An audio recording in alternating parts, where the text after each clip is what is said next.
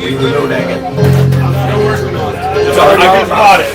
It's unfortunate. So there was a huge arm wrestling get together in Canada with Devon and a lot of arm wrestlers. Even Mitchell Hooper ended up showing up, and they got some training in with Devon. But one thing I want to cover, there was a clip where Devon is talking to somebody about the Engen situation with East versus West, and basically they're talking about what can be done to fix it.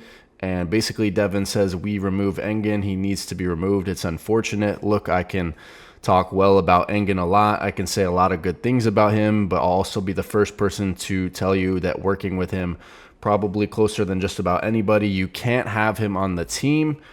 And then something is brought up about the Eastern arm wrestlers boycotting the league. Devon says it's Engen. It's Engen. It's Engen's direction. Everything comes from Engen. The entire disruption comes from Engen. The entire narrative comes from Engen. We know that. It's unfortunate. There's some music behind it. I won't play the full clip, but I'll put Benji Mac's live stream in the description so you can watch for yourself. I thought that was something I wanted to cover because obviously that's been kind of the main topic going around lately as far as what's going to go on with the Eastern athletes and the steps forward for East versus West in general. So I thought that was important to share. Let me know what you guys think about what he said there. Do you guys agree with that? And also a cool thing from this practice here is Mitchell Hooper, former World's Strongest Man, strongman competitor. Looks like might be his first arm wrestling practice, and he's getting taught by Devon some fundamentals, some basics here. A lot of people huddling around.